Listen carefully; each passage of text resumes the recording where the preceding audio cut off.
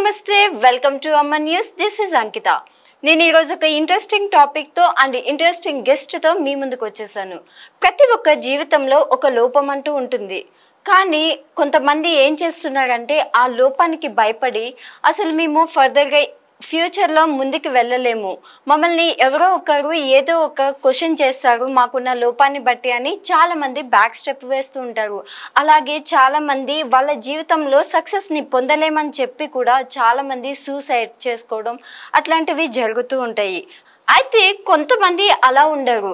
So నేను నాలో ఉన్న లోపాన్ని నేనెందుకు తక్కువ చేసుకుని చూడాలి, నాలో కూడా ఒక టాలెంట్ అనేది ఉంది, సో నేనెందుకు బ్యాక్ స్టెప్ వేయాలని కొంతమంది వాళ్ళ సక్సెస్ కోసం ముందుగా ఒక స్టెప్ వేస్తున్నారు. సో అలాంటి ఒక పర్సన్ని నేను మీ ముందుకి తీసుకొచ్చాను. తను ఎవరంటే ఒక చిన్న పల్లెటూరులో పుట్టి ఒక బిగ్ సిటీలో తను ఒక ఎంఎన్సి కంపెనీలో జాబ్ చేసే అంత లెవెల్కి అండ్ ఇప్పుడు సినీ ఇండస్ట్రీలో కూడా తనకంటూ ఒక ప్లేస్ని సంపాదించుకున్నారు. తను ఎవరో కాదు, హర్షిని మేకల హియర్ విత్ అస్. తనతో మరిన్ని విషయాలు తన నుంచి అడిగి తెలిసేసుకుందాం. హాయ్ హర్షిని. హాయ్, ఎలా ఉన్నారు? I'm good, how are you? I'm so good. Welcome to Amman news. Thank you. So Harshini, అసలు ఒక చిన్న పల్లెటూరులో పుట్టి ముంబై అనే పట్టణానికి వెళ్ళాలి అన్న థాట్ అసలు ఎలా వచ్చింది? ఎలా వచ్చింది అంటే ఇదొక స్ట్రగుల్ నుండి వచ్చిందని చెప్పుకోవాలి. సో చిన్నప్పటి నుండి నన్ను నేను తీర్చిదిద్దుకోవడానికి యూనో కదా, ఉలి శిల్పాన్ని చెక్కుతాడు కదా, ఉలి శిల్పాన్ని చెక్కింది ఒక ఎత్తు అయితే నన్ను నేను చెక్కుకున్నానని చెప్పుకోవచ్చు ఫర్ ఎగ్జాంపుల్కి. ఎందుకంటే ఈరోజు నేను ఈ స్టేజ్లో ఉన్నాను, ఒక గౌరవమైన జీవితాన్ని లీడ్ చేస్తున్నాను అంటే because of my strength, my mother support and నా ఎడ్యుకేషన్, ఎవ్రీథింగ్ అన్నీ డిపెండ్ అయి ఉంటాయి అన్నమాట. చిన్న పల్లెటూరులో పుట్టిన నేను ఎన్నో రకాల అవమానాలను అవహేళనను ఫేస్ చేశాను. బ్రతికే భారంగా బతికాను. ఏమంటారంటే ఆ విలేజే ప్రపంచం నాకు. ఆ విలేజ్ దాటి జగ్గీపేట మండల్లోకి వెళ్తే అమ్మో ఇంత పెద్ద సిటీలోకి వచ్చాము అలా అనుకునేదాన్ని చిన్నప్పుడు.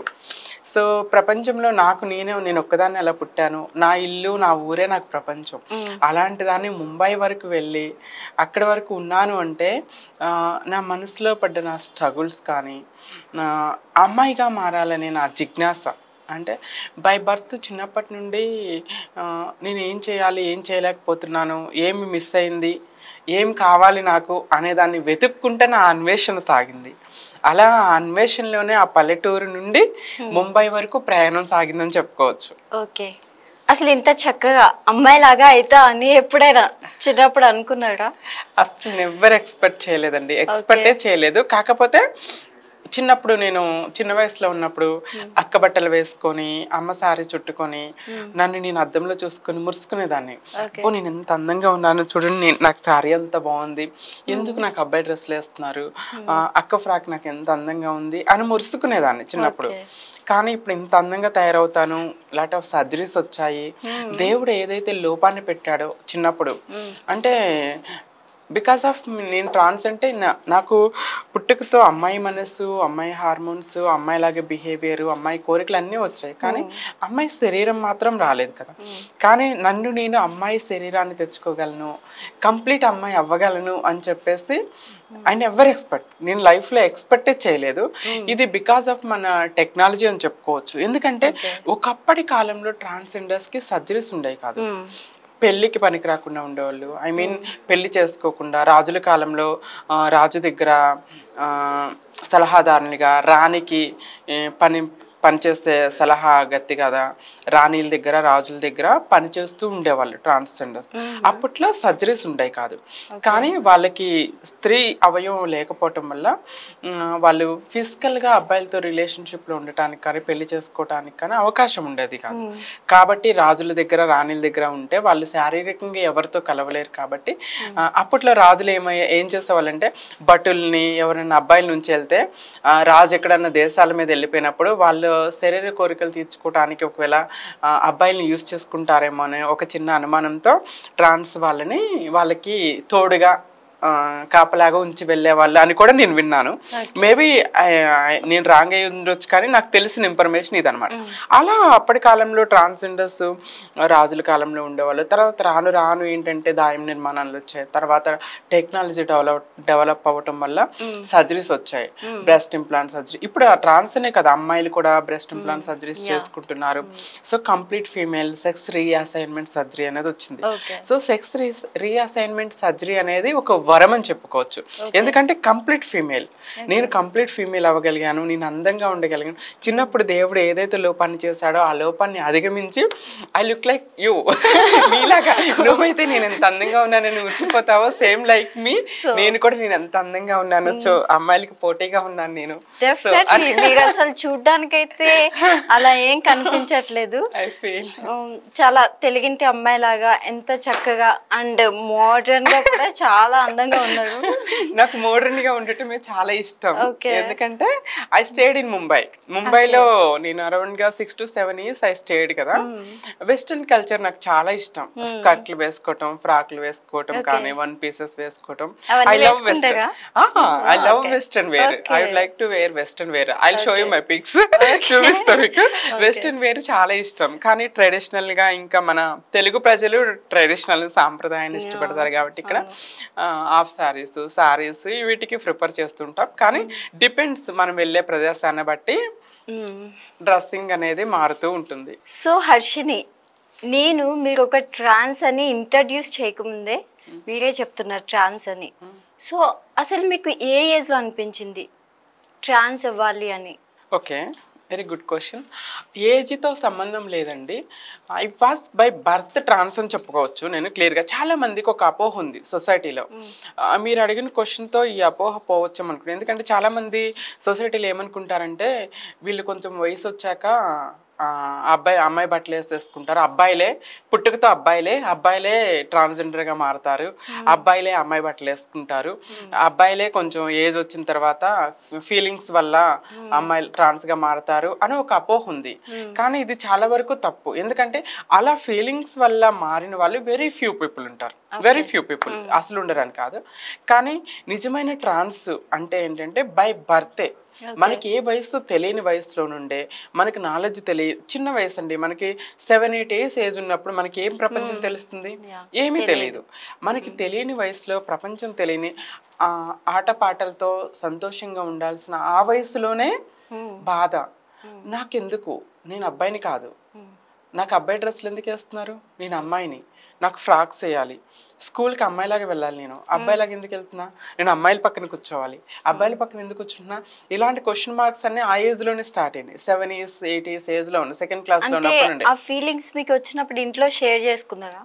షేర్ చేసుకోలేదు, ఆ ధైర్యం లేదు కదా, చెప్పలేను. అది ఏమంటే నాకే ఏదో తెలియని బాధ, భయం, చెప్పుకోవాలంటే భయం. ఎందుకంటే ఇప్పుడు నన్ను అబ్బాయిలా ఉండమంటున్నారు, అమ్మాయిలాగా నేనేమో అమ్మాయిలా ఉండాలనుకుంటున్నాను, నాకు అమ్మాయిలాగే ఫ్రాక్లేదు. అక్కడికి 1 or 2 times అమ్మతో నాన్నతో నేను ఫ్రాక్లు వేసుకొని స్కూల్కి వెళ్తాను, అమ్మాయిలాగా ఉంటాను అని చెప్పాను. కానీ నాకు ఇట్లా అని చెప్పలేదు, నేను కంప్లీట్గా నాకు అమ్మాయి ఫీలింగ్స్ వస్తున్నాయి అనేది చెప్పడం జరగలేదు. కానీ వాళ్ళు ఏం సజెస్ట్ చేసేవాళ్ళంటే, నువ్వు అబ్బాయిలాగా స్కూల్కి వెళ్ళాలి, అమ్మాయిలాగా వెళితే యాక్సెప్ట్ చెయ్యరు, ఎందుకంటే నువ్వు ఎగతాళి చేస్తారు, అవమానిస్తారు అని చెప్పేసి వీళ్ళు మోటివేట్ చేయటం జరిగింది నన్ను. కానీ వయసు పెరిగే కొద్దీ, చిన్నగా వయసు పెరిగే కొద్దీ నాలో కంప్లీట్ చేంజెస్ వచ్చాయి. విలేజెస్లో మీకు ఫన్నీగా ఉంటుంది, 1 or 2 incidents చెప్తాను. నేను ఎలాగా మా ఇంట్లో విలేజెస్లోని మెచ్యూరిటీ ఫంక్షన్ చేస్తారు అమ్మాయిలకి, అక్క వాళ్ళిద్దరికి మెచ్యూర్ ఫంక్షన్ చేస్తారు, నాకు చేయలేదు. రోజు గొడవాడే నా అమ్మతో, నాకెందుకు చెయ్యవు అని గొడవాడేదాన్ని. అమ్మేమో అసలు చెప్పేది కదా, నాకేం తెలియదు, చిన్న వయసు 10-11 years వయసులో ఏం తెలుస్తుంది. ఇప్పుడంటే సోషల్ మీడియా, ఫోన్లు అన్నీ వచ్చాక ఎవ్రీథింగ్ తెలుస్తుంది. కానీ నేను చిన్న వయసులో నా దగ్గర ఫోన్ లేదు, ఇంట్లో మేము చాలా పూర్ ఫ్యామిలీ నుండి వచ్చాం కాబట్టి. అప్పుడే చంటి సినిమా చూస్తాను నేను. చంటి సినిమాలో మీనా తాడాట ఆడుతూ కింద పడిపోతే మెచ్యూరిటీ ఫంక్షన్ చేస్తారు. అమ్మో నేను కింద పడలేదని నాకు ఫంక్షన్ చేయట్లేదా అని చెప్పేసి అమ్మ దగ్గరికి వెళ్ళి తాడాట ఆడుతూ కింద అమ్మ నేను కింద పడిపోతే నాకు మెచ్యూరిటీ ఫంక్షన్ చేయాలి. దిస్ ఇస్ లైక్ సిల్లీగా అనిపిస్తుంది. కానీ ఆ టైంలో అమ్మ ఏడ్చింది నాకు. అయ్యో పాపం, ఎంత కోరిక ఉంటే తను ఇలా బిహేవ్ చేస్తుంది, అంటే కదా ఇది మనం చూడటానికి ఫన్నీగా ఉన్నా కూడా నా మనసులో నేను అమ్మాయికి జరిగే ప్రతిదీ నాకు జరగాలి అని ఎంత దృఢంగా నేను ఫీల్ అయితే ఇలా అంటే చేస్తా. అబ్బాయి అంటే 1 or 2 times అంటారు.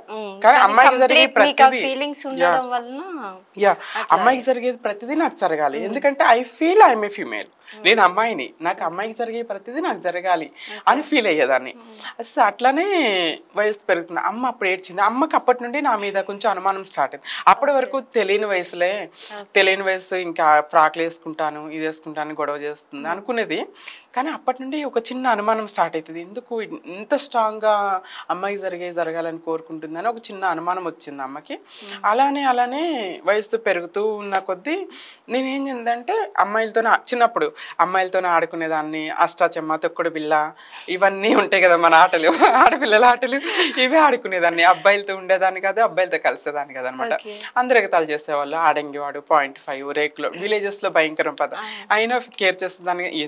నాకు వాటికి మీనింగ్ కూడా తెలీదు. నాకు తెలియని పేర్లు నాకు ఇచ్చేవాళ్ళు, వాటి మీనింగ్ కూడా నాకు తెలిసేది కాదు.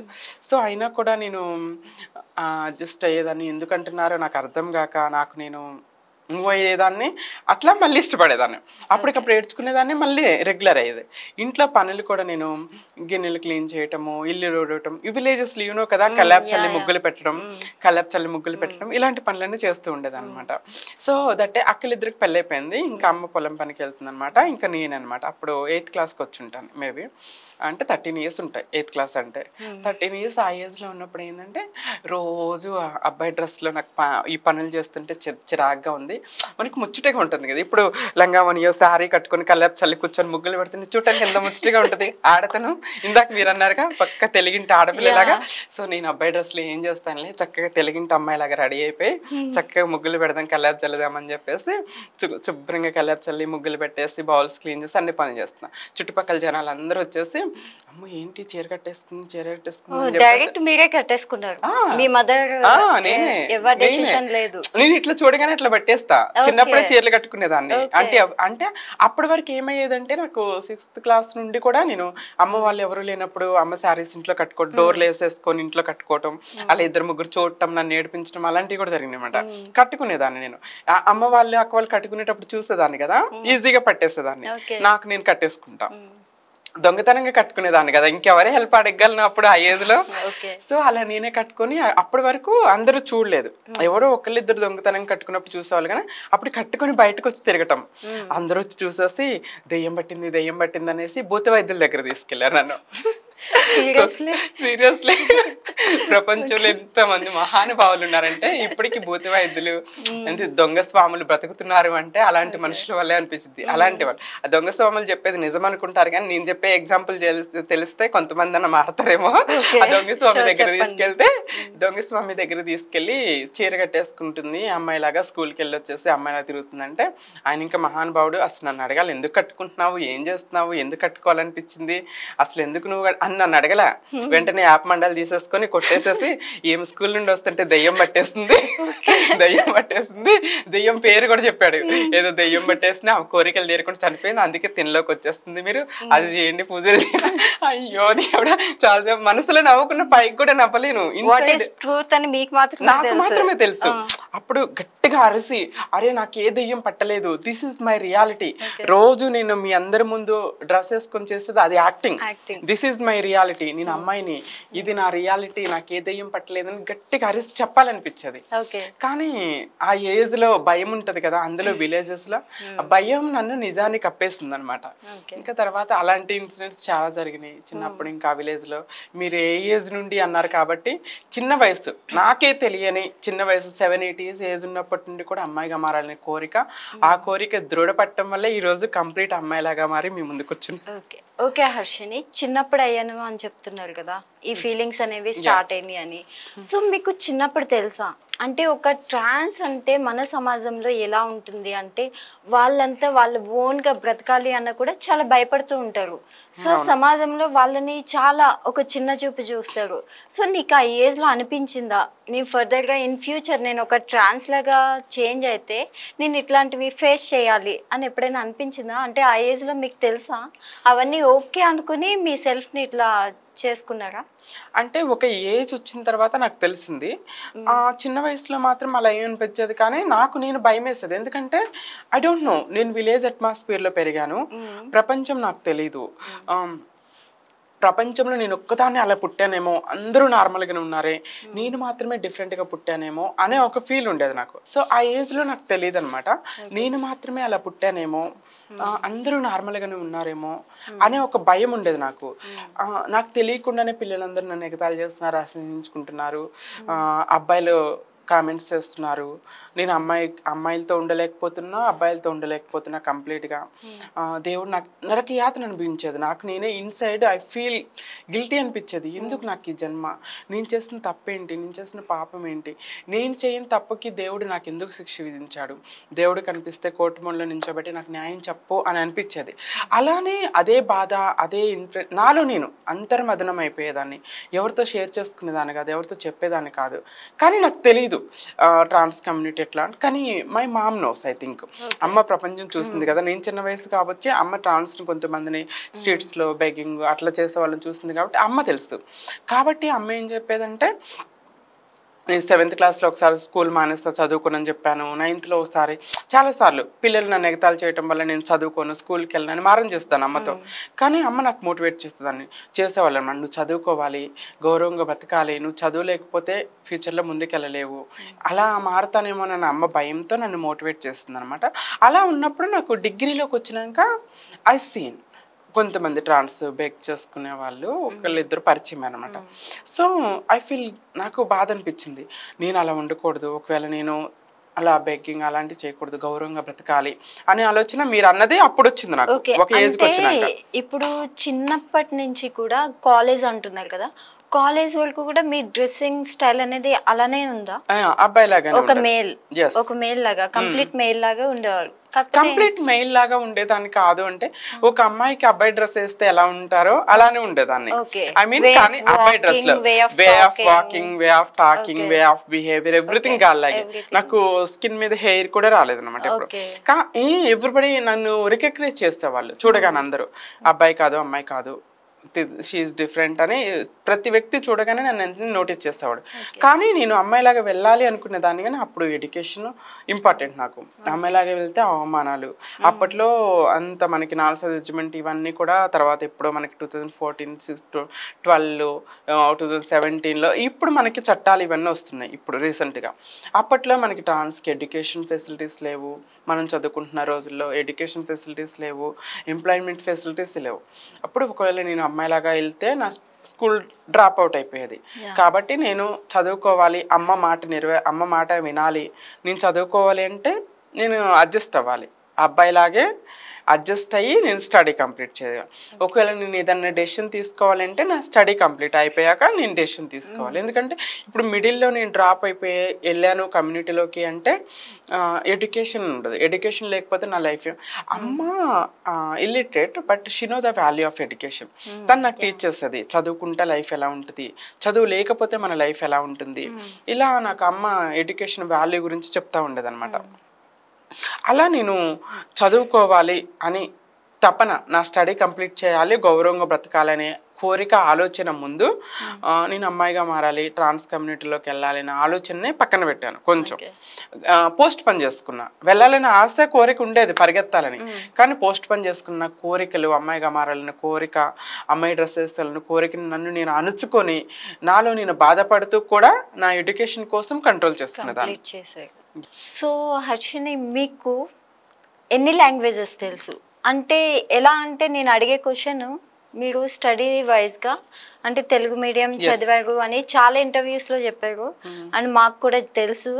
సో దట్ మీరు ముంబై అనే నగరానికి, మహాపట్నం అంటారు, అంత పెద్ద బిగ్ సిటీకి అసలు ఎలా రీచ్ అయ్యారు? ముంబై ఎలా వెళ్ళాను అంటే, నన్ను డిగ్రీ అయిపోవటంతోనే నాకు ట్రాన్స్ ఫ్రెండ్స్ కొంతమంది పరిచయం అయ్యారు. డిగ్రీ సెకండ్ ఇయర్లో ఉన్నప్పుడు పరిచయం అయ్యారు. తన త్రూ ఇంకొంతమంది పరిచయం అవటం జరిగిందనమాట.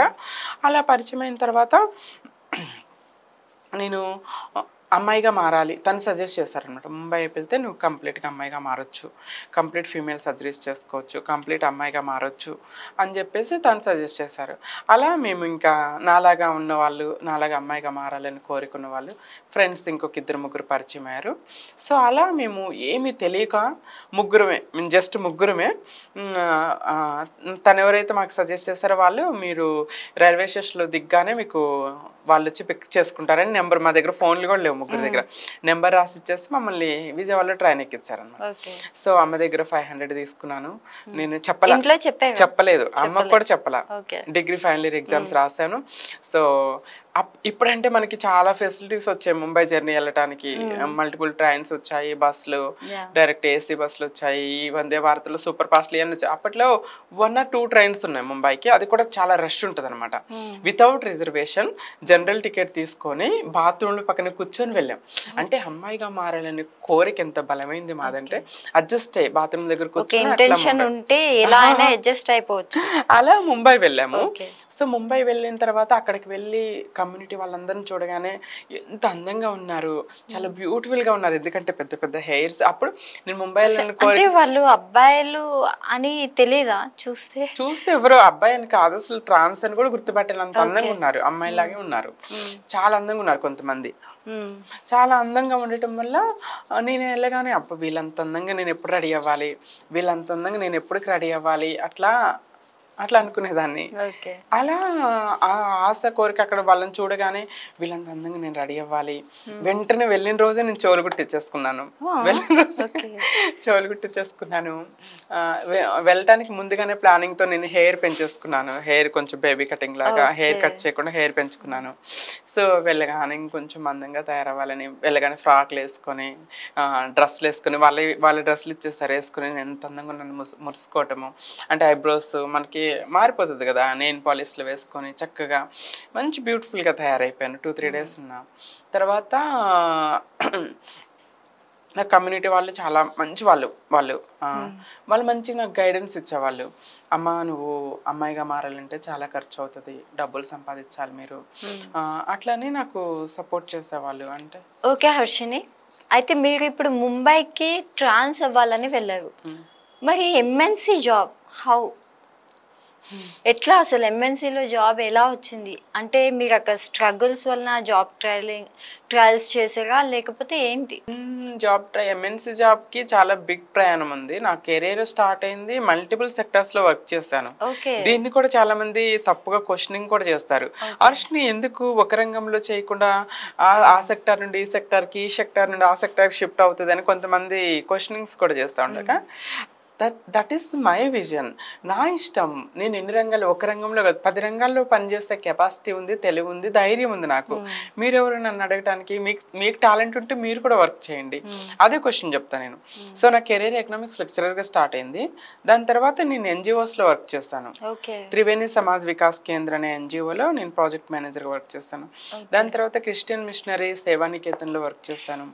సో అలా వర్క్ చేస్తే నేను కంప్లీట్ ఫీమేల్గా మారిన తర్వాత నాకు ఇన్సూరెన్స్ కోసం హెల్త్ ఇన్సూరెన్స్ నీడెడ్ అయింది. ఎందుకంటే ఆఫ్టర్ సర్జరీస్ బాడీ అనేది చాలా వీక్ అయిపోతుంది, ఇల్నెస్ ఉంటుంది. హెల్త్ ఇన్సూరెన్స్ ఉన్నట్టయితే మనం సెక్యూరిటీ ఉంటుంది.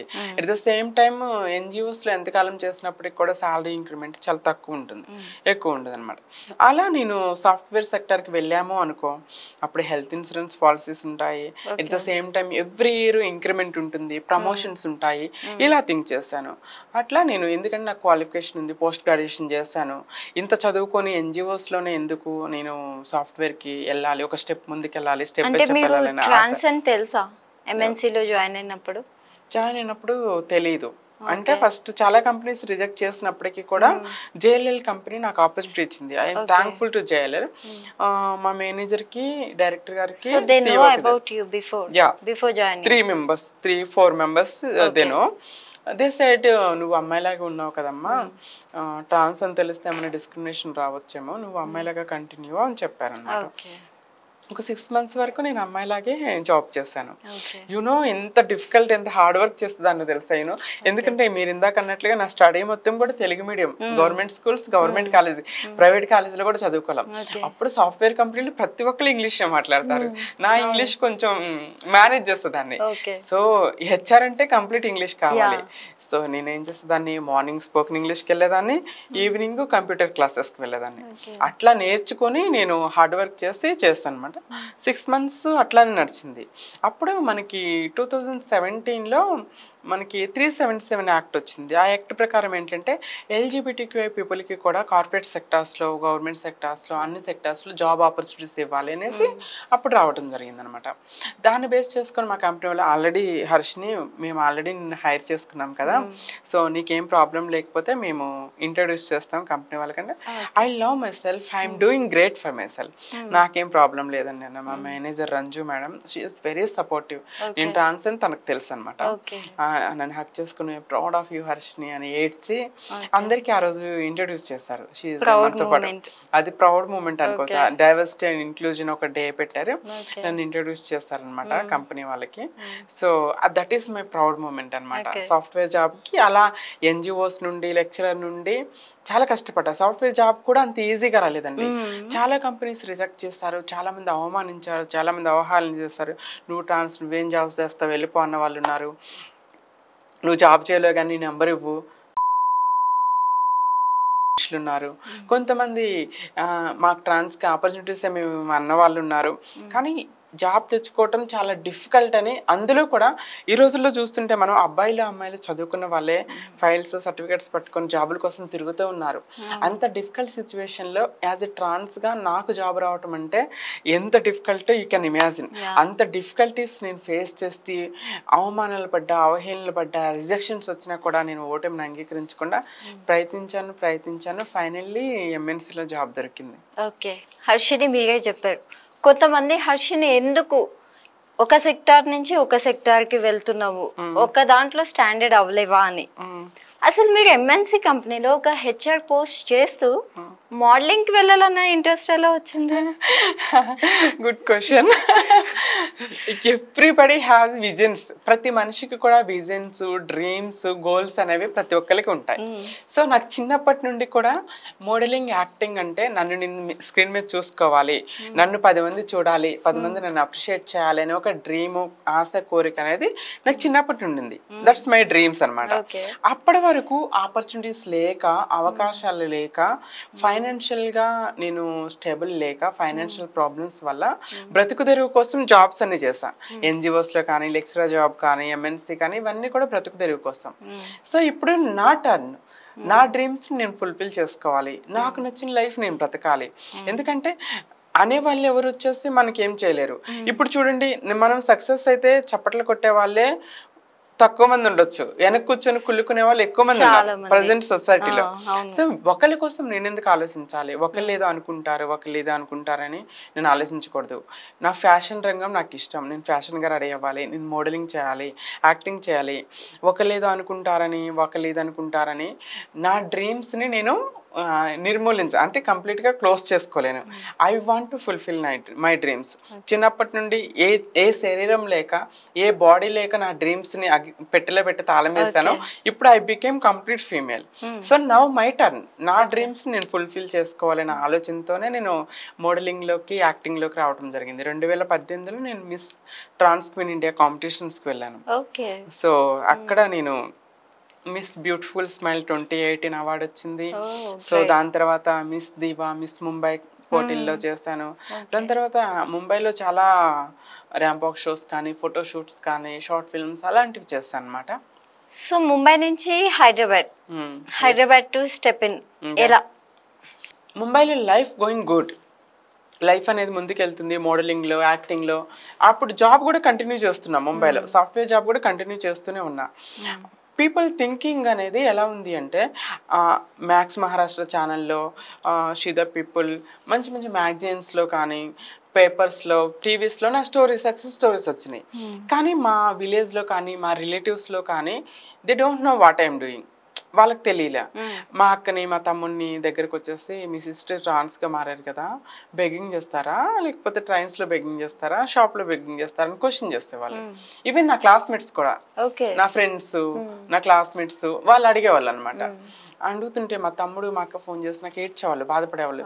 ఇంత చదువుకొని నువ్వు ఇంత చదువుకొని మంచి లైఫ్ లేకుండా, అవును కదా, నువ్వు ఇంత పోస్ట్ గ్రాడ్యుయేషన్ చదువుకొని ఇలా ట్రాన్స్గా మారేవు అని ఏం చేస్తావని ఇట్లా అడుగుతున్నారు అని చెప్పేసి అడిగితే నాకు కొంచెం ఐ ఫీల్ గిల్టీ, బాధ అనిపించింది. గిల్టీ కూడా కదా, వాళ్ళ మీద పిట్ ఆన్ దెమ్, వాళ్ళ మీద సిగ్గొచ్చింది నాకు. ఎందుకు వచ్చి ఏంటి పీపుల్ ఇలా ఉన్నారు. ఒక ట్రాన్స్ అంటే మాత్రం వాళ్ళ థింకింగ్ ఎలా ఉందంటే trans made for begging, trans made అలా థింకింగ్ ఉంది వాళ్ళకి. ఆ మైండ్ సెట్ మార్చాలి. Everybody has their individual life. ప్రతి ఒక్కరికి కూడా వాళ్ళ ఓన్ స్పేస్ అనేది ఉంటుంది. ఇప్పుడు అమ్మాయిల్లో కూడా వాళ్ళకి నచ్చిన లైఫ్ సెక్స్ వర్క్ చూస్ చేసుకునే వాళ్ళు ఉన్నారు, కాళ్ళు చేతులు మంచిగా ఉండి అది బెగ్గింగ్ చేస్తున్న వాళ్ళు ఉన్నారు, ట్రాన్స్లో కూడా మంచి గౌరవంగా బ్రతికే వాళ్ళు కూడా ఉన్నారు. అలా అని ఒక ట్రాన్స్గా మారినంత మాత్రంలో నేను బెగ్గింగే చేయాలి అనే, బెగ్గింగే చేస్తూ ఉంటాను అనే వాళ్ళ మైండ్ సెట్, వాళ్ళ ఆలోచన మీద నాకు అసహ్యం వేస్తుంది. So that time I realised I want to prove something. ఎక్కడ పుట్టామో అక్కడ పెరిగామో అక్కడే అవమానాలు వస్తుంటే నేను వెళ్ళి ముంబైలో సాధించి గొప్ప నాకు అవార్డులు వచ్చి రివార్డులు వచ్చి ముంబైలో నాకేంటి, నేను ఎక్కడ పుట్టి పెరిగానో అక్కడ ఏదైనా సాధించాలి, అక్కడ ఏదైనా మార్పు తీసుకురావాలి. నేను అక్కడ మార్పు తీసుకురావడం నన్ను నేను ప్రూవ్ చేసుకోవాలి. ఫస్ట్ ఆఫ్ ఆల్ నేను ఐఎమ్ డూయింగ్ సంథింగ్, నేను అలాంటి పని చేయట్లేదు, నేను రెస్పెక్టబుల్ బ్రతుకుతున్నాను, నేను గౌరవంగా బ్రతుకుతున్నాను అక్కడ ప్రజలకు చెప్పాలి, మా జనాలకి మా రిలేటివ్స్కి, మా ఊర్లో జనాలకి, సొసైటీకి, ఎంటైర్ సొసైటీకి trans have their individual respectable life చెప్పాలి అని డిసిషన్ తీసుకొని అప్పుడు నేను ముంబై నుండి హైదరాబాద్కి షిఫ్ట్ అవడం జరిగింది 2019లో. బిఫోర్ 2019 నేను ముంబైలోనే ఉన్నాను. సో హర్షిని, ఈ జర్నీలో మోడలింగ్లో కానీ ఎంఎన్సీ జాబ్ చేస్తున్నప్పుడు కానీ నువ్వు ఏదైనా ఒక సిచ్యువేషన్స్ ఇట్లా మనకి ఎలాంటి సిచ్యువేషన్స్ వస్తాయంటే మీరే చెప్పారు కదా, ట్రాన్స్ అనగానే బెగ్గింగే చేయాలి, ఇట్లా సెక్స్ వర్క్ ఒకటే చేయాలి అని చాలామంది ఒపీనియన్ ఉంటుంది. సో అలాగా ఎవరైనా మిమ్మల్ని క్రిటిసైజ్ చేసి మాట్లాడడం అలాంటి ఫేస్ చేసేగా? మెనీ టైమ్స్ స్కూల్స్ నుండి ఎవ్రీ సెక్టార్లో. సో మీరు రోజువారీ న్యూస్ చూస్తూనే ఉంటారు, ఒక ఆడపిల్లకే జాబ్ కోసం వెళ్ళిన, అవకాశం కోసం వెళితే అవమానాలు, క్రిటిసైజ్ చేయటము, లోపరుచుకోవటాలు తప్పని రోజులు మన రోజులు. అలాంటిది ఒక ట్రాన్స్ ఉమెన్గా నన్ను నేను మలచుకొని కంప్లీట్ ఒక అందంగా తయారైపోయి లాట్ ఆఫ్ సర్జరీస్ చేసుకొని కంప్లీట్ ఫీమేల్ సర్జరీ చేసుకుని అందంగా మారి నన్ను నేను ప్రూవ్ చేసుకోవడానికి పరిగెత్తుంటే, నా బాధలు నేను పరిగెత్తుకుంటూ వెళ్తుంటే అందాన్ని ఆస్వాదించాలని, నా ఏమంటారు, నా అవకాశం కోసం వెళ్ళినప్పుడు వాళ్ళు దాన్ని ఆసరాగా తీసుకొని లోపరుచుకోవాలని చూసిన వాళ్ళు చాలామంది ఉన్నారు. ఫర్ ఎగ్జాంపుల్ ఆల్రెడీ ఇందాక కూడా చెప్పాను, సాఫ్ట్వేర్ కంపెనీ కోసం వెళ్ళినప్పుడు నెంబర్ ఇచ్చి నైట్కి వస్తాను, నీకు డబ్బులు ఇస్తాను, కావాలని నువ్వేం జాబ్ చేస్తావు అన్న మనిషి ఉన్నాడు. సినిమా ఇండస్ట్రీలో అవకాశాల కోసం వెళ్తే నువ్వు కమిట్మెంట్ ఇస్తేనే నీకు ఈ క్యారెక్టర్ ఇస్తాము, నువ్వు కమిట్మెంట్ ఇవ్వకపోతే నీ క్యారెక్టర్ లేదు అన్న మనుషులు కూడా ఉన్నారు. అంటే నాట్ ఓన్లీ ఎవ్రీబడి, అందరూ ప్రతి మనిషి బ్యాడ్ అని నేను అనను, అందులో మంచి వాళ్ళు ఉన్నారు, చెడ్డ వాళ్ళు కూడా ఉన్నారు. నేను ట్రాన్స్ అని తెలిసి కూడా నాకు అవకాశం ఇచ్చి you doing this character, you deserve this అని చెప్పేసి నాకు ఫీమేల్ క్యారెక్టర్ ఇచ్చిన డైరెక్టర్స్ కూడా ఉన్నారు. వాళ్ళకి ఎప్పటికీ రుణపడి ఉంటాను. నువ్వు ట్రాన్స్ కదమ్మా, నువ్వు కమిట్మెంట్ ఇస్తే నీ క్యారెక్టర్ ఇస్తాను, నువ్వు ట్రాన్స్ కదమ్మా, ఈ క్యారెక్టర్ నువ్వు సెట్ కావని నన్ను క్రిటిసైజ్ చేసి నన్ను వెనక్కి తిప్పిన మనుషులు కూడా ఉన్నారు సొసైటీ. ప్రతి రంగంలో నేను ఫేస్ చేస్తాను. నాట్ ఓన్లీ బిఫోర్ సర్జరీ కాదు, సర్జరీస్ తర్వాతే కాదు, బిఫోర్ సర్జరీ కూడా నేను నా బికాస్ ఆఫ్ మై బిహేవియర్, నేను అబ్బాయి డ్రెస్లో ఉన్న లుక్ లైక్ ఫీమేల్, నా అమ్మాయిలా బిహేవ్ చేస్తుంటే నన్ను అరెస్ట్ చేసి నన్ను క్రిటిసైజ్ చేసి అవమానించి నన్ను లోపరుచుకోవడాన్ని చూసిన మనుషులు కూడా చాలామంది ఉన్నారు. నా లైఫ్లో చాలామందిని అలాంటి వాళ్ళని ఫేస్ చేసి వచ్చాను. సో హర్షిని, అలాంటి సిచ్యువేషన్స్ నువ్వు ఫేస్ చేసినప్పుడు నీకు ఎప్పుడైనా అనిపించిందా, నేను ఎందుకు ఇట్లా ఉన్నాను, నేను ఒక ట్రాన్స్గానే ఎందుకు చేంజ్ అవ్వాలనుకున్నాను, అట్లా ఎప్పుడైనా ఫీల్ అయ్యారా? అట్లా ఎప్పుడు ఫీల్ అవ్వలేదు, కానీ అలా ఎప్పుడు ఫీల్ అవ్వలేదు నేను. కాకపోతే బాధ అనిపించేది, ఏడ్చుకునేదాన్ని. నాకే ఎందుకు ఒక ట్రాన్స్ అయినంత మాత్రం ఎందుకు ఈ అవమానాలు, ఎందుకు ఈ అవహానాలు, నాకు మాత్రమే ఎందుకు ఈ అవమానాలు జరుగుతున్నాయి, అవహేళన జరుగుతున్నాయి అని ఏడ్చుకునేదాన్ని, బాధపడేదాన్ని. కానీ వన్స్ అప్ అనే టైం అనిపించింది ట్రాన్స్గా నేను ఎందుకు మారాను, ఎందుకు సర్జరీ చేయించుకున్నాను అనిపించింది. అంటే నా సర్జరీ తర్వాత కంప్లీట్ ఫీమేల్ సర్జరీ చేయించుకున్నప్పుడు ఇట్స్ వెరీ డిఫికల్ట్ అనమాట. 2 months బెడ్ మీదే ఉండాలి, అసలు ఆకలి వేసేది, ఫుడ్ పెట్టరు, వాటర్ చుక్కలాగా డ్రాప్స్ వేసేవాళ్ళు నాలుక మీద. అమ్మో ఈ నరకం నరకం అనిపించాను 2 months. ఈ సర్జరీ ఎందుకు చేయించుకున్నాను రా బాబు అనిపించింది, కానీ ట్రాన్స్కి ఎందుకు మారాను అనిపించలేదు. ఎందుకంటే ఐ ఫీల్ హ్యాపీ కదా, చిన్నప్పటి నుండి ఏది లేదో ఎందుకు మారలేకపోయానో. అప్పుడు అవమానాలు ఎక్కువ ఉండే, ట్రాన్స్గా మారిన తర్వాత బిఫోర్ ఆఫ్టర్ కంపేర్ చేసుకుంటే దిస్ ఇస్ బెటర్ అనిపించింది. యూనో సర్జరీ చేసుకొని ట్రాన్స్గా మారక ముందు ఇంకా భయంకరమైన కామెంట్స్, ఎందుకంటే అది నాది కాని జీవితం కదా, అబ్బాయి డ్రెస్లో ఉండేదాన్ని, అమ్మాయిలా బిహేవ్ చేసేదాన్ని. ఇప్పుడు అట్లీస్ట్ ట్రాన్స్ అంటే అట్లీస్ట్ ట్రాన్స్ అని కూడా గౌరవం బతుకుతుందని కొంతమంది అయినా రెస్పెక్ట్ ఇస్తారు. పోనీలే అట్లా ట్రాన్స్గా మారిందని కొంతమంది. అట్లా ఉంటే తేడాగాడు, మాడాగాడు, 0.5 గాడు, అసలు పనికిరానోడు, అబ్బాయి కదా అమ్మాయి, అట్లా భయంకరమైన కామెంట్స్. వాటితో కంపేర్ చేసుకుంటే దిస్ ఈజ్ వెరీ బెస్ట్. ఎప్పుడు హ్యాపీగా ట్రాన్స్గా మారినందుకు హ్యాపీగానే ఫీల్ అయ్యాను, కానీ బాధగా ఫీల్ అవ్వలే. కాకపోతే అలా అవమానించినప్పుడు, అవహేళన చేసినప్పుడు బాధ అనిపించేది, వాళ్ళని కొట్టాలనిపించేది, కొంతమందిని తిట్టేదాన్ని, కొంతమంది భరించేదాన్ని. కాకపోతే ఎందుకు మాకే ఎందుకు ఈ అవమానాలు, ఎందుకు ఇట్లా అవహేళన చేస్తున్నారా అనిపించేది. ఆ సర్జరీ ఆ డిఫికల్ట్ ఫేసెస్లో మాత్రం 1 or 2 times అయ్యో ఎందుకురా సర్జరీ చేసుకున్నాను, ఈ నొప్పులు భరించలేకపోతున్నాను, ఈ బ్లీడింగ్ అని అప్పుడు అనిపించింది. చిన్నప్పటి నుంచి హర్షిని నీలో ఈ చేంజెస్ ఉన్నాయి. సో కాలేజ్లో కానీ, ఆఫీసెస్లో కానీ, నీ కొలీగ్స్లో కానీ వాళ్ళు ఎప్పుడైనా వేరియేషన్ చూపించేవారా? అయ్యో తను ట్రాన్స్ కదా, తనతో మాట్లాడకూడదు, తన పక్కన కూర్చోకూడదు, తనతో మాట్లాడకూడదు అని అట్లాంటివి ఏదైనా ఫేస్ చేశారా? నేను వెరీ ఫ్యూ ఫేస్ చేశాను. స్కూల్స్లో ఫేస్ చేశాను, కాలేజెస్లో తక్కువ ఫేస్ చేశాను. ఆ స్కూల్స్లో కాలేజీలో ట్రాన్స్గా మారిన తర్వాత వెరీ ఫ్యూ తక్కువ ఫేస్ చేస్తాను అని చెప్పుకోవచ్చు.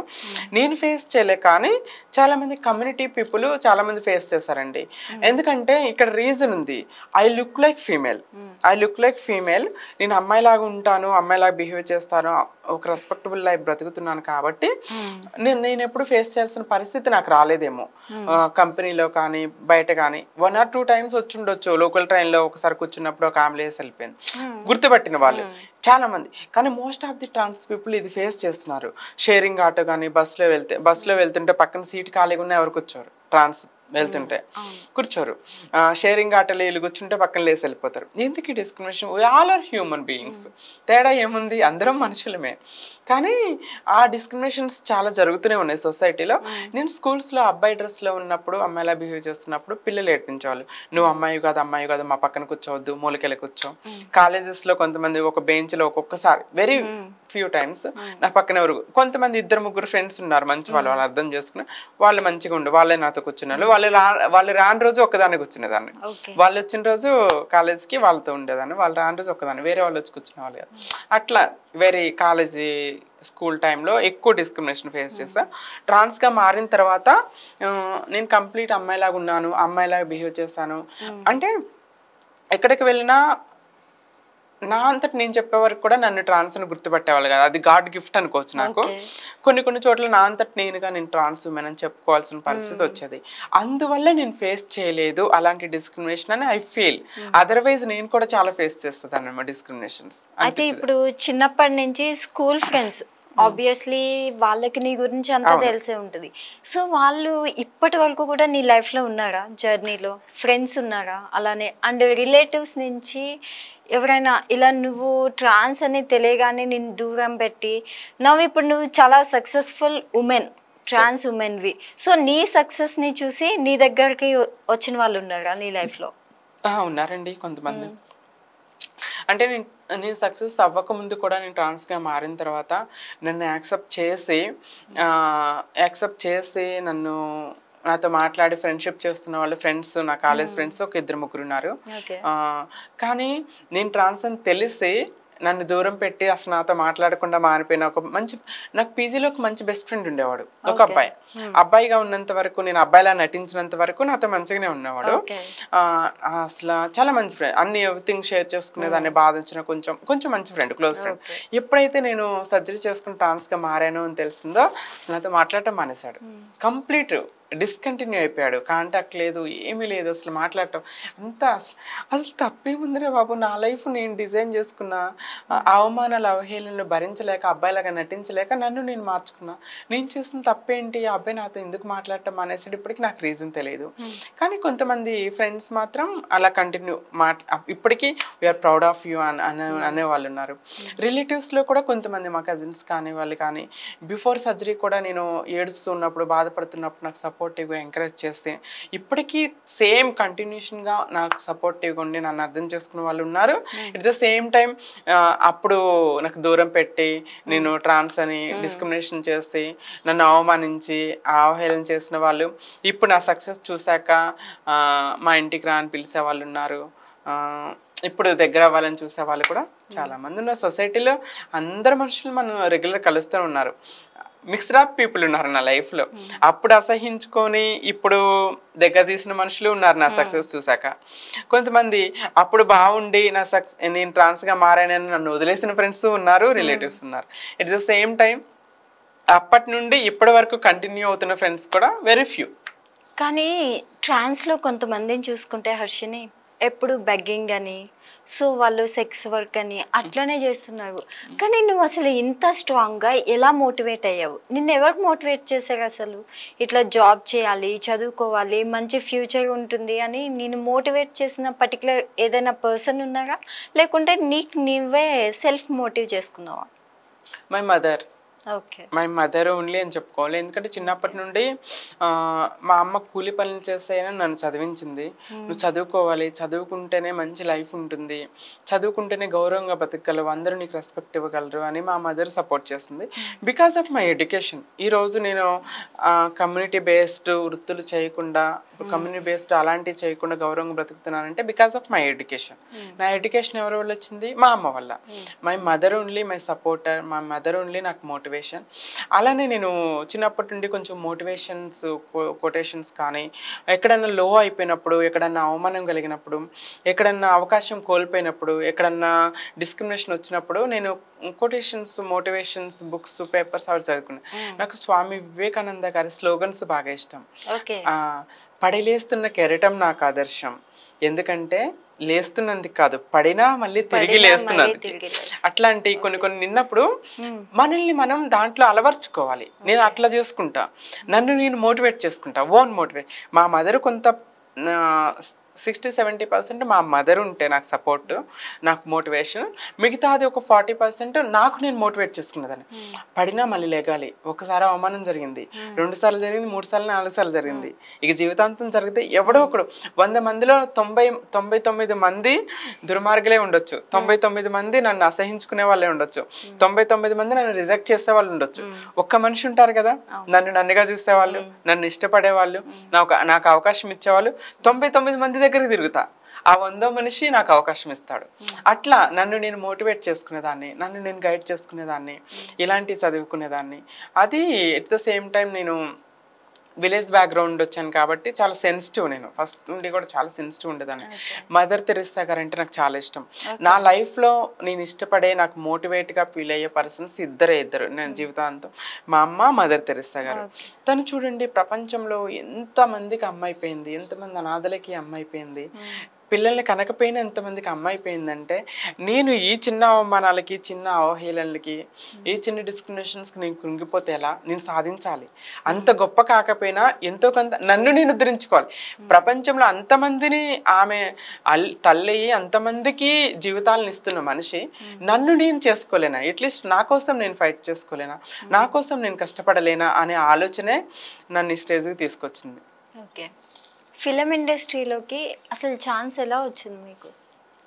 ఫిల్మ్ ఇండస్ట్రీకి ఛాన్స్ ఎలా వచ్చిందంటే నేను ముంబైలో ఉన్నప్పుడు 1 or 2 షార్ట్ ఫిల్మ్స్ చేశాను. ఓకే. ఇదో హైదరాబాద్ షిఫ్ట్ అయిపోయిన తర్వాత నేను యాక్టింగ్ కోసం మోడలింగ్ కోసం నేను ట్రై చేస్తున్న టైంలో అమన్ అహ్మద్ గారని థియేటర్ ప్లేస్ చేస్తారనమాట. సో నా ఫస్ట్ థియేటర్ ప్లే బద్లావ్ అనే నాటకం చేశాను. లామాకాన్లో, ఫినిక్స్లో, రవీంద్ర భారతిలో వీటన్నిటిలో మేము షోస్ చేస్తాం. డైరెక్టర్ అమన్ అహ్మద్ గారు నాకు అవకాశం ఇచ్చారు. ఆ అవకాశం అందులో నా క్యారెక్టర్ పేరు బింద్యా. బింద్యా క్యారెక్టర్ చేస్తాను. అది నా ఫస్ట్ లేడీ క్యారెక్టర్. ఆ థియేటర్ ప్లే తర్వాత నేను చిన్న చిన్నగా కాంటాక్ట్స్ పెంచుకొని డైరెక్టర్ త్రూ పరిచయాలు పెంచుకొని నేను సీరియల్స్లో, మూవీస్లో, వెబ్ సిరీసెస్లో ఇలా యాక్ట్ చేశాను అనమాట. రీసెంట్గా యాంకర్ ఝాన్సీ అక్క ఒక ట్రాన్స్ క్యారెక్టరు, తనే రైటింగ్ చేస్తారు, తనే డైరెక్షన్ చేస్తారు అనమాట. సో టిట్ ఫర్ టాట్ అని ఒక బ్యూటిఫుల్ షో చేశారనమాట. బ్యూటిఫుల్ షో, అది మనకి రంగభూమిలో జరిగింది ఆ షో. ఆ షోకి తనిఖీలభరణి గారు, పెద్ద పెద్ద హీరోలు అందరూ, హరీష్ శంకర్ గారు అండ్ హీరో అడవిశేషు గారు, హర్షవర్ధన్ గారు, చాలా చాలా పెద్ద పెద్ద వాళ్ళందరూ వచ్చారనమాట. I feel blessed. ఇంతమంది ముందు పర్ఫామ్ చేసే అవకాశం నాకు రావటం అనేది చాలా హ్యాపీ అనిపించింది. అవకాశాలు మనం వెతుక్కుంటూ పోతుంటే మన పని మనం నిష్కల్మషంగా మన వృత్తి మనం చేసుకుంటూ పోతే అవకాశాలు మనల్ని వెతుక్కుంటూ వస్తాయంటే ఏదో కాదు. ఈ అవకాశం అయితే నేను వెళ్ళలేదు, నాకు కావాలని నేను అడగలేదు, నన్ను వెతుక్కుంటూ వచ్చింది ఈ అవకాశం. ఝాన్సీ అక్కకి నేను ఎప్పటికీ థ్యాంక్స్ చెప్పుకుంటాను అనమాట. ఝాన్సీ అక్క నన్ను నమ్మి ఈ క్యారెక్టర్ నేను చేయగలను అని చెప్పేసి నన్ను అప్రోచ్ అయ్యి నాకు అవకాశం ఇచ్చి, అట్ ద సేమ్ టైం నా ఫ్రెండ్, నా క్లాస్మేట్, నా ఇంటర్ క్లాస్మేట్ జాన్ బషీర్ అనేసి తను థియేటర్ డైరెక్టర్ గా చేస్తున్నారు అనమాట. He is very nice person. నేను ట్రాన్స్ అని తెలిసిన తర్వాత నుండి నా కాంటాక్ట్ కోసం చాలా ట్రై చేసేసి తన కాంటాక్ట్ కావాలని ఫ్రెండ్స్తో నా కాంటాక్ట్ తీసుకొని నాతో మాట్లాడి, I'm proud of you Harshini, you're doing great, నువ్వేం బాధపడకు, మేము అందరూ ఉన్నామని నాకు సపోర్టివ్గా మాట్లాడిన ఫ్రెండ్, నా క్లాస్మేట్ జాన్ బషీర్ అనమాట. తను థియేటర్లో డైరెక్టింగ్ చేస్తారనమాట. తను త్రూ కూడా ఏమన్నా ట్రాన్స్ క్యారెక్టర్స్, మంచి క్యారెక్టర్స్ థియేటర్స్లో, మూవీస్లో ఉన్నా కూడా తను కూడా నన్ను రిఫర్ చేస్తూ ఉంటారనమాట. ఓకే. అంటే హీరోయిన్ గా ఛాన్స్ వస్తే చేసే అవకాశాలు ఉన్నాయా? డెఫినెట్లీ. సో ప్రజెంట్ గా ఒక మూవీ చేస్తున్నాను. ఇది ఫస్ట్ మీ ఛానల్లోనే చెప్తున్నా అనుకుంటా. రియల్ ఒక ట్రాన్స్ హీరోయిన్ క్యారెక్టర్ అనమాట. Trans heroine character. I think so India లెవెల్లో ఇప్పటి వరకు ట్రాన్స్ ఉమెన్ హీరోయిన్ గా చేసిన వాళ్ళు లేరేమో అనుకుంటున్నా. ఎందుకంటే ట్రాన్స్ క్యారెక్టర్స్ ని ఫీమేల్ చేసిన వాళ్ళు ఉన్నారు. ట్రాన్స్ చేసినా కూడా, ట్రాన్స్ ఉమెన్స్ చాలా మంది ఆర్టిస్టులు చేసినా కూడా సపోర్టింగ్ క్యారెక్టర్స్ చేశారు. హీరోయిన్ క్యారెక్టర్స్ చాలా తక్కువ చేశారు. సో బైరాజులపల్లి అనే ఒక మూవీలో ట్రాన్స్ హీరోయిన్ గా, అంటే మ్యారేజ్ ఉంటుంది, పెళ్ళి ఉంటుంది, చాలా బ్యూటిఫుల్ క్యారెక్టర్ అండి, బ్యూటిఫుల్ స్టోరీ ఉంటుంది. అందులో హీరోయిన్ గా చేశాను అనమాట. షూటింగ్ కంప్లీట్ అయింది. సో ఇంక ఎడిటింగ్, డబ్బింగ్ ఇదంతా బ్యాలెన్స్ ఉంది. మోస్ట్లీ 1 or 2 months లో మీ అందరి ముందుకి హీరోయిన్ గా రాబోతున్నా. ఐ హోప్ మీ అందరూ నన్ను ఆదరించి ప్రేమిస్తారని కోరుకుంటున్నా. కంగ్రాచ్యులేషన్స్. Thank you. ఇంకా Harshini, what about your love story? మాకు తెలిసింది మీకు ఒక మంచి బ్యూటిఫుల్ లవ్ స్టోరీ ఉందని, ఎట్ ద సేమ్ టైం అది బ్రేకప్ అయిందని కూడా తెలుసు. సో దానికి రీజన్స్ ఏంటి? బ్రేకప్ అయిపోయిన తర్వాత దాన్ని బ్యూటిఫుల్ లవ్ స్టోరీ అనుకోవటం కన్నా సాడ్ లవ్ స్టోరీ అనుకోవటం బెటర్ ఏమో. అంటే బిఫోర్ దట్ ఆఫ్టర్ బ్రేకప్ ఇది బ్యూటిఫుల్ గా ఉండదు కదా మనకి, సాడ్ గానే, బాధగానే, ఏదంటే అంత వికారంగానే ఉంటుంది అది నా ఐ ఫీల్. సో అందరు అమ్మాయిల లైఫ్ లో వచ్చినట్టే ఒక అబ్బాయి నా లైఫ్ లోకి వచ్చాడు. నేనే ప్రపంచం అన్నాడు, నేను లేకపోతే బ్రతకలేనన్నాడు, చచ్చిపోతానన్నాడు. సో మా అమ్మే నాకు తోడుగా ఉండమని పంపించింది అన్నాడు. సో అలా మేము we are in relationship around 4 years relationship లో ఉన్నాను. తనకి తెలుసా మీరు నేను ట్రాన్స్ అని తెలుసు, అన్ని తెలుసు, ఎవ్రీథింగ్ హీ నోస్. నేను ఒక్కరోజు మాట్లాడకుండా ఉండలేకపోయేవాడు, పరిగెత్తుకుంటూ ముంబై వచ్చేవాడు, లేకపోతే అసలు ఏదో గొడవ పడేవాడు మాట్లాడకపోతే. ఎంతో ప్రేమించేవాడు. నాకు పిల్లలు పుట్టరని నేను చెప్తే, లేదు మనం సరోగసి ద్వారా పిల్లలు కంటాము, లేదా టెస్ట్ బేబీ, లేదంటే అనాథ పిల్లల్ని పెంచుకుందాము అని తనే నాకు ఆశలు కల్పించాడు. So I design my life. నా లైఫ్ని నేను ఒక కంప్లీట్ అమ్మాయిలాగా నేను డిజైన్ చేసుకున్నా. నేను చిన్నప్పటి నుండి కూడా కొన్ని కలలు కనేదాన్ని. నేను పెళ్లి చేసుకోవాలి, నా భర్త, నా పిల్లలు, నా భర్తను బాగా చూసుకోవాలి, నా భర్త ఆఫీస్ నుండి రాగానే తనకి అది ఇష్టమైన ఫుడ్ వండి పెట్టాలి, తనకు సేవ చేయాలి, తన దగ్గర నుండి ప్రతి అమ్మాయి భర్త నుండి ప్రేమను పొందటం, భర్త నుండి ప్రశంసలు పొందటం ప్రతి అమ్మాయి డ్రీమ్ ఉంటుంది కదా. తన నుండి నేను అప్రిషియేట్ చేయబడాలి, తన నుండి ప్రేమ దొరకాలి నాకని కలలు కనేదాన్ని. సో నేను ఆ కళలన్నీ నెరవేరాయి, ఈ అబ్బాయి వచ్చాడని నేను మంచిగా ఒక అందమైన కుటుంబాన్ని డిజైన్ చేసుకున్నా. కదా, లైఫ్ ఎంత డిఫికల్ట్ అంటే మన వేలో మనం పోతున్నప్పుడు బాధ ఉండదు. ఎవరో ఒక మనిషి వచ్చి ఆశలు కలిగించి ప్రేమ చూపించి తను లేకపోతే బ్రతకలేమో అని ఒక నమ్మకాన్ని కలిగించి సడన్గా మాయమైపోతే అందరూ నుండి బయటికి రావడం చాలా డిఫికల్ట్, అంధకారం అయిపోద్ది, బద్దలైపోతుంది మనసు. చాలామందిని ఇప్పుడు చూస్తే అనిపిస్తుంది లవ్ ఫెయిల్యూర్, సూసైడ్ చేసుకున్నారంటే I have faced that situation. ఆ టైంలో నాకు కూడా అనిపించేది, because of my education, because of my mother support, because of నన్ను నేను మోటివేట్ చేసుకోవటం వల్ల నేను బయటపడ్డాను. కానీ చాలామంది అలా ప్రేమ వల్ల మోసపడి అందులో నుండి బయటికి రాలేక సూసైడ్ చేసుకుని ఆత్మహత్యలు చేసుకుంటారు. అలా ఉన్న వ్యక్తి సడన్గా వాళ్ళ ఫ్యామిలీ ఒప్పుకోలేదనో లేకపోతే ఏదో సిల్లీ రీజన్స్ చెప్పి హీ గాట్ మ్యారీడ్, వేరే అమ్మాయిని పెళ్లి చేసుకున్నాడు. సో నేను మూవ్ ఆన్ అవ్వటానికి మాత్రం నాకు చాలా టైం పట్టింది. అది బ్యాడ్ లవ్ స్టోరీ అంట, బ్యూటిఫుల్ కాదు కానీ బ్యాడ్ లవ్ స్టోరీ ఇది. Okay okay. ఎవరైనా మిమ్మల్ని మ్యారేజ్ చేసుకుంటా అంటే are you ready to get married? Definitely I want to marry, కానీ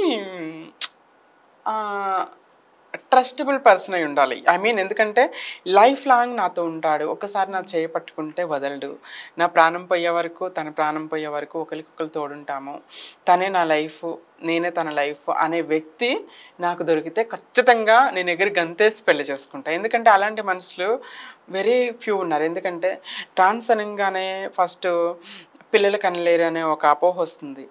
ఆ అపోహని అధిగమించాలి. ఎట్ ద సేమ్ టైం ఫ్యామిలీలో ఏమన్నా రిజెక్షన్స్ వస్తాయి, అటన్నింటినీ భరించి కొంతమంది ఎవరైనా ఎగతాళి కూడా చేయొచ్చు. అరే అమ్మాయిని చేసుకోలేదు, నువ్వు ట్రాన్స్ని చేసుకున్నావు, నువ్వు మొగాడివైనా అని అడిగే మనుషులు కూడా ఉన్నారు సొసైటీలో.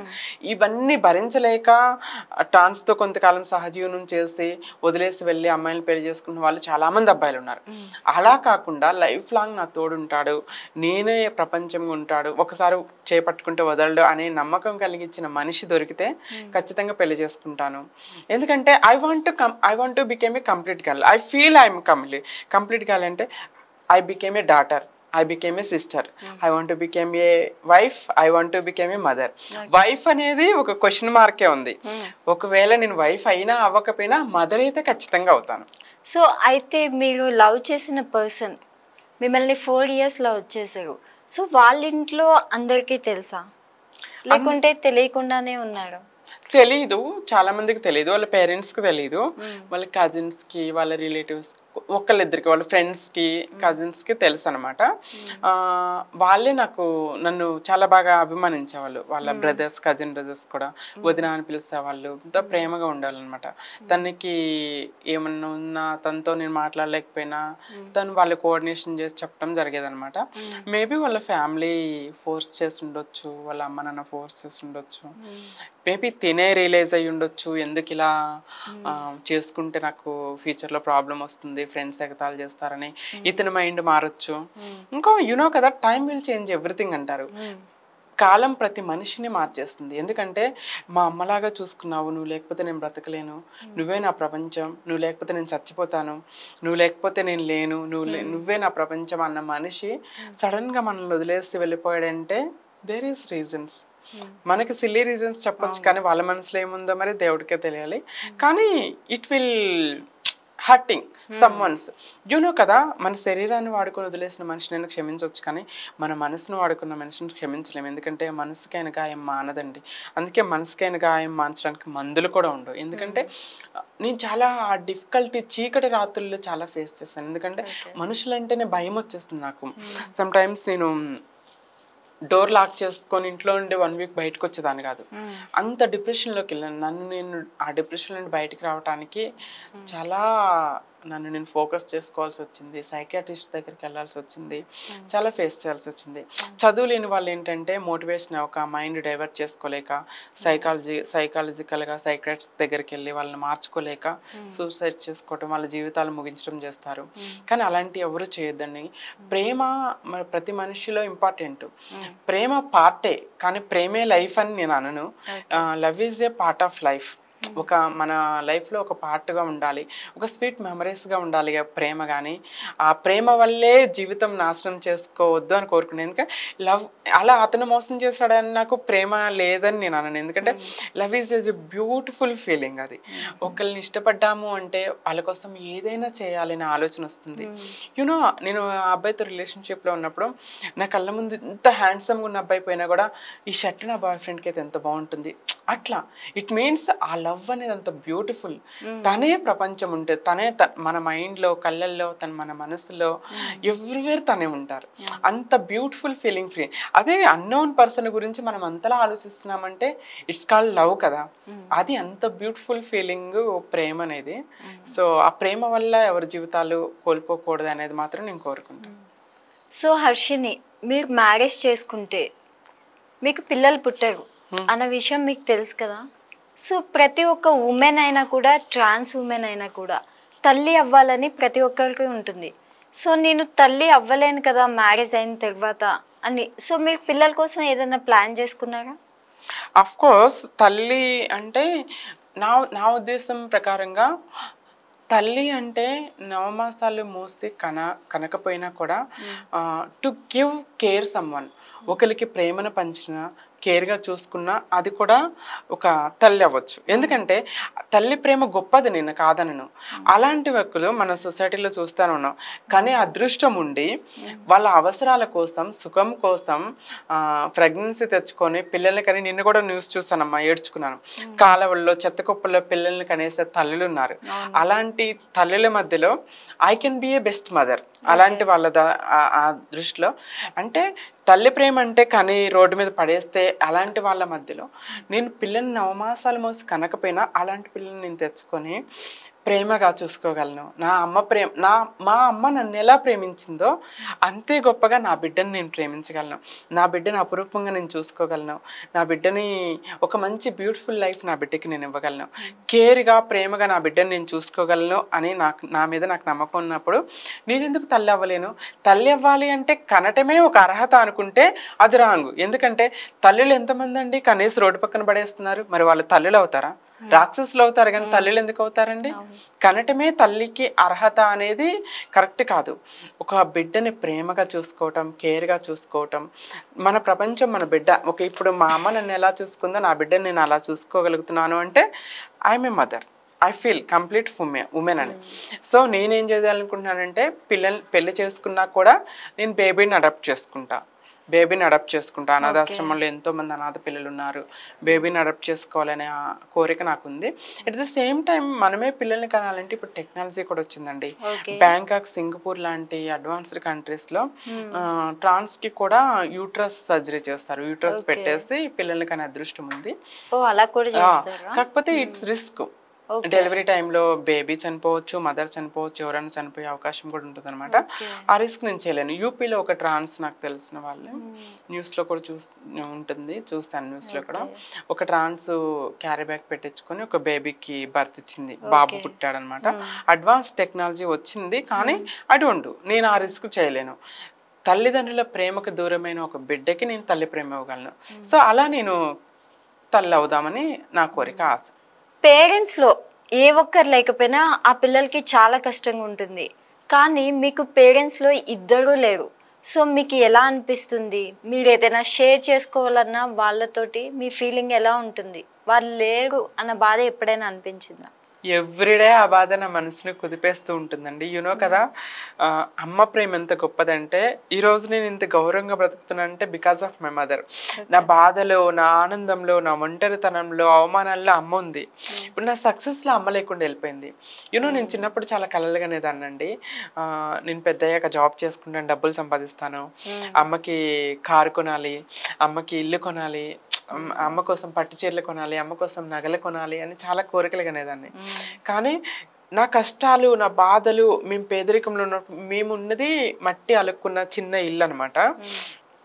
బండలు కూడా లేవన్నమాట. నేను అమ్మ నెలకొకసారి ఎర్రమట్టి తీసుకొచ్చేసి అలుక్కొని ముగ్గులు పెట్టుకొని ఆ ఇంట్లో ఉండేవాళ్ళనమాట. మా అమ్మ ఒక్కరోజు కూడా ఇంట్లో ఉండేది కదా, రోజు పొలం పనికి మా అమ్మ రోజు వెళ్ళేవాళ్ళని కూలి పనికి. నేను కూడా నా చిన్నప్పుడు హాలిడేస్లో, సమ్మర్ హాలిడేస్లో, సంక్రాంతి వెకేషన్లో మిరపకాయలు తీయటానికి, పత్తి తీయటానికి, నాట్లు వేయటానికి, కలుపు తీయడానికి అన్ని పనులకి వెళ్ళేదన్నమాట. అంత కష్టపడింది కదా అమ్మ. అమ్మ నన్ను ఎంత ప్రేమించింది అంటే అండి, అందరూ నన్ను అసహించుకుని, ఈవెన్ మా నాన్న కూడా నన్ను ఇష్టపడేవాడు కాదు. అమ్మ స్కూల్కి వెళ్ళినప్పటి నుండి, జాబ్కి వెళ్ళినప్పటి నుండి, కాలేజ్కి వెళ్ళినప్పటి నుండి కూడా రోడ్డు నుండి స్ట్రీట్ చివరిగా మాయమైపోయే వరకు అమ్మ అట్లా చూసేది. ఈవినింగ్ టైమ్ స్ట్రీట్ చివరి వరకు చూస్తూ ఉండేది చూపిట్లా, నా బిడ్డ ఇంకొస్తుందా లేదా, ఎవరన్నా ఏమన్నా అన్నారేమో. అంత ప్రేమ, తల్లి ప్రేమ. తిన్నావా లేదా. అమ్మ ప్రేమ ఎంత గొప్పదంటే మేడం, మా అమ్మ చనిపోయే ముందు హాస్పిటల్లో ఐసీయూలో పెట్టారనమాట, వెంటిలేటర్ మీద పెట్టారు. వెంటిలేటర్ మీద పెట్టినప్పుడు మాట్లాడే శక్తి మాట్లాడలేరు కదా, జస్ట్ చైగా వెంటిలేటర్లో ఐసీయూలో ఉన్నప్పుడు నేను చూడటానికి వెళ్తే నోటుతో చేత్తో తిన్నావమ్మా అని సైగ చేసేది. అంటే అంత గొప్ప తల్లి ప్రేమ. బాధలో, ఆనందంలో, ఒంటరిలో ఉన్నాం, తన చావు బతుకుల్లో ఉండి కూడా నేను తిన్నానా లేదా అని ఆలోచించే ఆ ప్రేమ నాకు దూరం అయిపోయింది. ఇప్పుడు తిన్నావా అని అడిగే మనిషి కూడా లేరు నాకు. నేను ఏడుస్తున్నా, బాధపడుతున్నా, ప్రతి మనిషికి ఒక తోడనేది కంపల్సరీ అండి. ఆనందం వచ్చినా, బాధ వచ్చినా కూడా నీ చేయి పట్టుకొని ఏం కాదు, నీకు నేనున్నాను అని ధైర్యం చెప్పే ఒక తోడనేది కంపల్సరీ మనిషికి అవసరం. ఆ తోడు లేదు. నా బాధలో, నా ఒంటరితనంలో నేను ఏడ్చుకుంటూనే ఉన్నాను, నన్ను ఆదరించే మనిషి లేరు అని చెప్పేసి ఎవ్రీడే ఏడ్చుకుంటూ ఉంటాను. నేను మిస్ అయ్యే పర్సన్ ఎవరైనా ఉన్నారు అంటే ఓన్లీ అమ్మ మాత్రమే. అమ్మ చనిపోయిన కొంతకాలానికి నాన్న రిలీజ్ అయ్యాడు అనమాట. నాన్న ప్రేమ కూడా, నాన్న రిలీజ్ అయ్యాడేమో, ఏముందిలే ఇంకా పిచ్చిదానికి ఎవరు లేరు, తల్లి కూడా చనిపోయింది, అట్లీస్ట్ నేనన్న చూడ, నాన్న తిన్నావమ్మా, జాగ్రత్తగా ఉండని నాన్న ఫోన్ చేసేవాళ్ళు. ఊరు వెళ్ళినప్పుడు బికాస్ ఆఫ్ మై సర్జరీస్ నాకు ఓవర్ డీహైడ్రేషన్ అవుతుంది. స్టిల్ ఇప్పటికీ కూడా బాడీ అంతా బాగా డీహైడ్రేట్ అవుతూ ఉంటుంది అనమాట. కోకోనట్ వాటర్ తెచ్చి ఇవ్వటం అంత చూసుకున్నాను. పోనీలే అమ్మ ప్రేమ లేదు, అట్లీస్ట్ నాన్నలోనన్నా అమ్మ నాన్నని ఇద్దరిని చూసుకుందాం అనుకునేదాన్ని. ఆ దేవుడు నాకు ఆ అదృష్టాన్ని కూడా లేకుండా నాన్నని కూడా తీసుకెళ్ళనమాట. ఎవ్రీడే నేను అనుకుంటాను, ఈ ప్రపంచంలో భర్త ప్రేమ కానీ, సిస్టర్స్ ప్రేమ కానీ, అది ఒక లిమిట్ వరకు ఉంటుంది. లిమిట్ క్రాస్ చేసి మనల్ని మనగా ప్రేమించేది, మనల్ నుండి ఏమి ఆశించకుండా ప్రేమించేది ఒక తల్లిదండ్రులు మాత్రమే. సో ఫ్రెండ్స్ కానీ, రిలేటివ్స్ కానీ, భర్త అయినా, భార్య అయినా, ఈవెన్ అక్క చెల్లెలైనా కూడా ఒక లిమిట్ ఉంటుంది. ఆ లిమిట్ లేని నిస్వార్థమైన, నా నుండి ఏమి ఆశించిన ప్రేమ, తల్లిదండ్రుల ప్రేమ లేదు నాకు. నా లైఫ్లో దూరమైందనే బాధ ఎవ్రీడే నన్ను వెంటాడుతూనే ఉంటుంది madam. Not only one day, నేను ఎవ్రీడే ఏడ్చుకుంటానే ఉంటాను. ఎందుకంటే అమ్మ ప్రేమ గుర్తొస్తుంది. అమ్మ నా బాధలో ఉంటే తనంలో ఉంది. ఇప్పుడు అందరూ నన్ను పిల్లలు అవమానించినప్పుడు, పిల్లలు ఎగతాళి చేసినప్పుడు నాకు డాలుగా ముందుకు వచ్చేసి మీరెవరు నా బిడ్డను అంటానికి అని రక్షణగా నించుందమ్మ. వాళ్ళతో గొడవాడేది. ఇప్పుడు అందరూ నాకు క్లాప్స్ కొడుతున్నారు. I got many awards. నాకు అవార్డ్స్ వచ్చినాయి, అందరూ అప్రిషియేట్ చేస్తున్నారు, నాకు సన్మానం చేస్తున్నారు, నాకు క్లాప్స్ కొడుతున్నారు. ఆనందించడానికి అమ్మ లేదు అనే బాధ అయితే నన్ను ఎవ్రీడే వెంటాడుతూనే ఉంటుంది. తీర్చలేరు, ఎవ్వరు తీర్చలేరండి ఆ బాధ. హర్షిని, మీరు చాలా సక్సెస్ఫుల్ ఉమెన్, ట్రాన్స్ ఉమెన్. చిన్నప్పటి నుంచి ఒక్కొక్క స్టెప్ వేసుకుంటూ ఎన్ని ఇబ్బందులు వచ్చినా కూడా బ్యాక్ స్టెప్ వేయకుండా నేనెందుకు తగ్గించుకుని ఉండాలి, నేనెందుకు ముందుకు వెళ్ళకూడదు, నేనెందుకు ప్రతి ఒక్కరిలా జీవించకూడదు అని మీ సెల్ఫ్ని మోటివేట్ చేసుకుంటూ ఇప్పుడు ఎన్నో అవార్డ్స్ తీసుకునే స్టేజ్ వరకు మీరు వచ్చేసారు. సో నా ఫైనల్ క్వశ్చన్, నేను ఒక క్వశ్చన్ అడిగి కంప్లీట్ చేస్తాను ఈ ఇంటర్వ్యూ అనేది.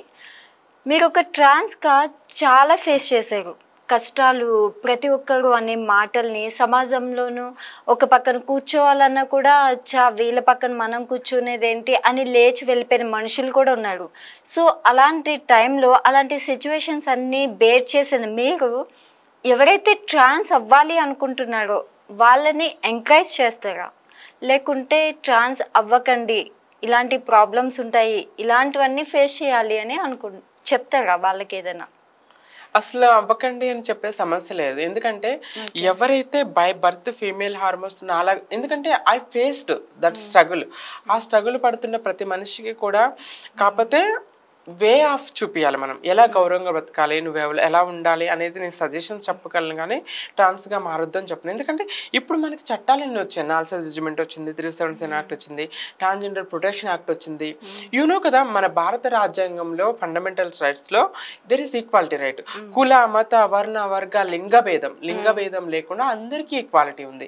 లింగ అంటే అక్కడ ఆడవాళ్ళకి మగవాళ్ళకి ట్రాన్స్ అని చెప్పాల, ఎవ్రీబడి, ఆల్ హ్యూమన్ బీయింగ్స్, ప్రతి హ్యూమన్ బీయింగ్ కి సమాన హక్కులు ఉన్నప్పుడు సో మాకు మాత్రం ఎందుకు, మేము వెళ్ళిన ప్రతి చోట కూడా మేము హక్కులు తెచ్చుకున్న, అవకాశాలు తెచ్చుకున్న, పోరాడి కోర్టుకి వెళ్తే ఇప్పటికీ స్టిల్ కూడా మొన్న రీసెంట్గా కానిస్టేబుల్ జాబ్కో ఎస్ఐ జాబ్స్ కూడా అక్కడ కూడా రిజెక్షన్స్ పెడితే మాకు హక్కు ఉంది, మేము జాబ్ చేస్తాం, మాకు అవకాశం ఉండేది, సుప్రీంకోర్టుకి వెళ్ళి పిటిషన్స్, హైకోర్టుకి వెళ్ళి తెచ్చుకోవాల్సిన పరిస్థితి వస్తుంది.